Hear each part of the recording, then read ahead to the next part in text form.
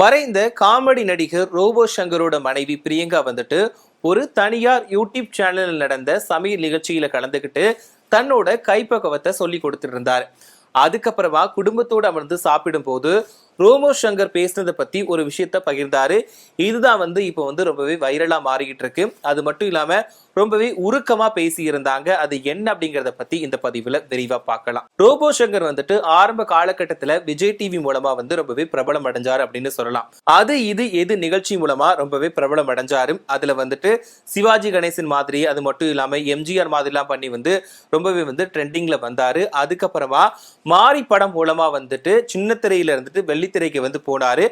அந்த மாரி படத்துல அவரோட நடிப்பால எல்லாரையுமே ஈர்க்கப்பட்டார் அப்படின்னு சொல்லலாம். அதாவது அவருக்கு கொடுக்கப்பட்ட கதாபாத்திரத்துல நல்லபடியா நடிச்சிருந்தாரு. காமெடி கதாபாத்திரத்துல ரொம்பவே பட்டையை கிளப்பி இருந்தார் அப்படின்னு சொல்லலாம். அதுக்கப்புறமா நிறைய படங்கள்ல ரொம்பவே நடிச்சுட்டு வந்தாரு. ஒரு சில படங்கள்ல அவரோட நடிப்பு ரொம்பவே பேசப்பட்டுச்சு. அதுல ஒரு படத்தை சொல்லணும் அப்படின்னா வேலைன்னு வெள்ளைக்காரன் படத்தை சொல்லலாம். இதுல இவரோட காமெடி இன்னைக்கு வரைக்கும் மறக்க முடியாது. அதுல குறிப்பா சொல்ல போனோம்னா அன்னைக்கு காலையில 6 மணின்னு சொல்லிட்டு ஒரு டைலாக் ஸ்டார்ட் பண்ணுவாரு.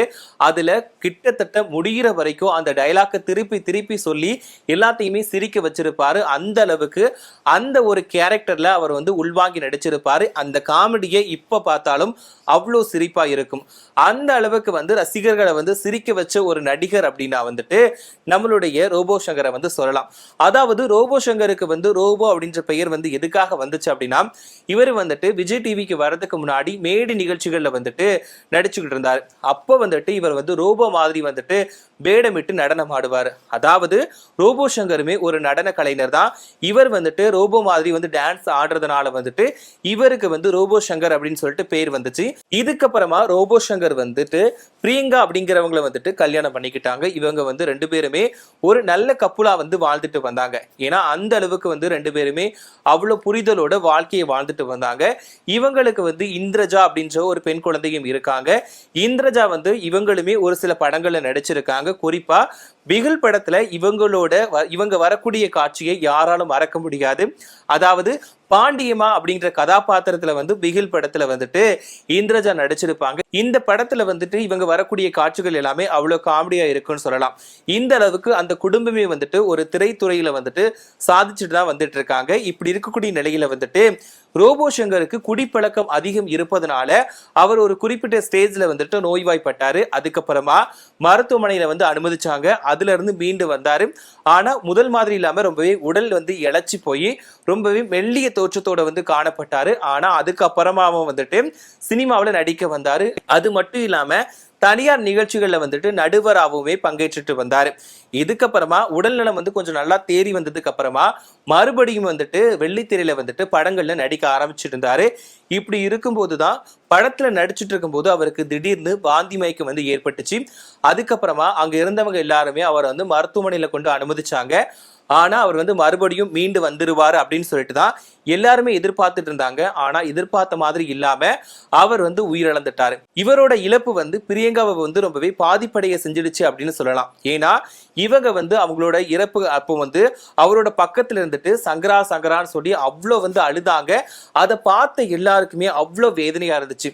அதாவது ஒரு கணவரை இழந்த பெண் எவ்வளவு துடிப்பாங்களோ அந்த அளவுக்கு ரொம்பவே கஷ்டப்பட்டாங்க அப்படின்ற மாதிரி பிரியங்காவுக்கு நிறைய பேர் ஆறுதல் சொல்லிட்டு இருந்தாங்க. அதே நேரத்துல அந்த அவரோட உடலை அடக்கம் பண்றதுக்கு முன்னாடி பிரியங்கா ஒரு டான்ஸ் ஆடினாங்க.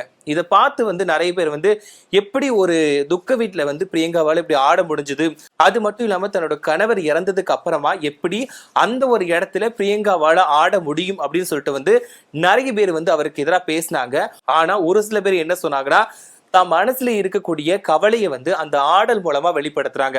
அதாவது ரெண்டு பேருமே நடன கலைஞர்கள் தான். அதனால தன்னோட கணவரை நல்லபடியா வழி அனுப்புறதுக்காக தான் நான் ஆடினேன் அப்படின்ற மாதிரி பிரியங்காவும் சொல்லியிருந்தாங்க. நிறைய பேரும் அதுக்கு கமெண்ட்டுகளை சொல்லியிருந்தாங்க. பிரியங்கா டான்ஸ் ஆடுனதுல தப்பே கிடையாது. அவங்க அவங்களோட துக்கத்தை இது மூலமா வெளிப்படுத்துறாங்க. அது மட்டும் இல்லாம அவரோட கணவர் கண்டிப்பா இதை எதிர்பார்ப்பாரு. ஏன்னா அவங்க ரெண்டு பேருமே நடனம் ஆடுவாங்க அப்படிங்கறதுனால கணவருக்கு கண்டிப்பா நல்லபடியா வழி அனுப்பணும் அப்படிங்கிறதுக்காக தான் பிரியங்கா வந்து டான்ஸ் ஆடினாங்க அப்படின்ற மாதிரி வந்து நிறைய பேர் சொன்னாங்க. பட் அந்த அளவுக்கு வந்து அதுக்கப்புறமா அவங்க விளக்கமும் கொடுத்தாங்க. யார் என்ன வேணாலும் நினைக்கட்டும், நான் பண்ணது ரோபோ சங்கருக்கு தெரியும், என்னோட கணவருக்கு தெரியும் அப்படின்ற மாதிரி வந்துட்டு பிரியங்காவும் சொல்லி இருந்தாங்க. அதே நேரத்துல வந்து அவங்க வந்து இப்போ கொஞ்சம் ரீசெண்ட் டேஸ்ல வந்து படிப்படியா அந்த ஒரு இழப்புல இருந்து மீண்டு வராங்க அப்படின்னே சொல்லலாம். ஆரம்பத்துல வந்து கொஞ்சம் வெளிவராம இருந்தவங்க இப்போ வந்து நிகழ்ச்சிகள்ல வந்து வர ஆரம்பிச்சாங்க. இப்போ ரீசெண்டா நான் சொன்ன மாதிரி தனியார் யூடியூப் சேனல்ல நடக்கக்கூடிய ஒரு சமையல் நிகழ்ச்சியில வந்துட்டு பிரியங்கா வந்து கலந்துக்கிட்டாங்க. அதுல வந்து அவங்க கலந்துக்கிட்டு சமையல் பண்ணி கொடுத்தாங்க. அப்போதான் ரோபோ சங்கர் வந்து பேசின விஷயத்த உருக்கமா சொல்லி இருந்தாங்க.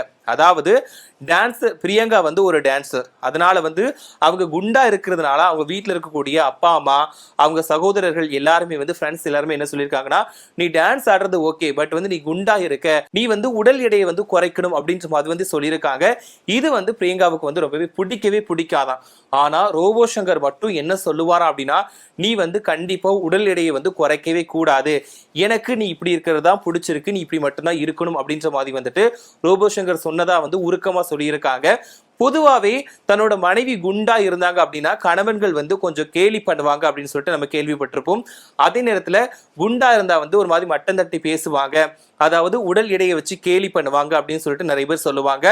ஆனா ரோபோ சங்கர் வந்து தன்னோட மனைவி குண்டா இருக்கிறதா பிடிச்சிருக்கு, யாருக்காகவும் நீ மாத்திக்காத, நீ எப்படி இருக்கியோ அதே மாதிரி இரு, மத்தவங்களுக்காக வந்து உன்னை மாத்திக்கணும்னு நினைக்காத, நீ இப்படி இருக்கிறது தான் அழகு அப்படின்ற மாதிரி வந்து ரோபோ சங்கர் சொல்லி இருக்காரு அப்படின்ற மாதிரி வந்துட்டு அவங்க சொன்னதா வந்து பிரியங்கா வந்து அவரோட பழைய கால நினைவுகளை வந்துட்டு கொஞ்சம் உருக்கமா பகிர்ந்திருக்காங்க. இதை பார்த்து எல்லாருமே பரவாயில்லையே, இவங்க ரெண்டு பேருக்குள்ள வந்து இவ்வளோ ஒரு புரிதல் இருந்திருக்கு, இவ்வளோ ஒரு நல்ல ஹஸ்பண்ட் அண்ட் ஒய்ஃபா வந்து வாழ்ந்திருக்காங்க, பட் இவ்வளோ சின்ன டைம்லேயே வந்துட்டு ரோபோ சங்கர் விட்டு போனது கொஞ்சம் கவலையா இருக்கு, இதுல இருந்து எப்படியாச்சும் பிரியங்கா வந்து சீக்கிரம் மீண்டு வரணும் அப்படின்ற மாதிரி வந்துட்டு கமெண்ட்டுகளை போட்டுட்டு போறாங்க. ஸோ இதை பத்தி நீங்க என்ன நினைக்கிறீங்க? அதாவது ரோபோ சங்கர் மறைவுக்கு அப்புறமா அவரை பத்தின ஒரு உருக்கமான பதிவு வந்துட்டு இவங்க சொல்லியிருக்காங்க பிரியங்கா. நீங்க இதை பத்தி என்ன நினைக்கிறீங்க? அதாவது குண்டா இருக்கிறது உன்னோட விருப்பம், நீ இப்படி இருக்கிறது தான் எனக்கு பிடிச்சிருக்கு அப்படின்னு சொல்லிட்டு ரோபோ சங்கர் வந்து பிரியங்காவை பத்தி பேசியிருக்காரு. இதை பத்தி நீங்க என்ன நினைக்கிறீங்க அப்படிங்கிற உங்களோட கருத்துக்களை மறக்காம பதிவிடுங்க.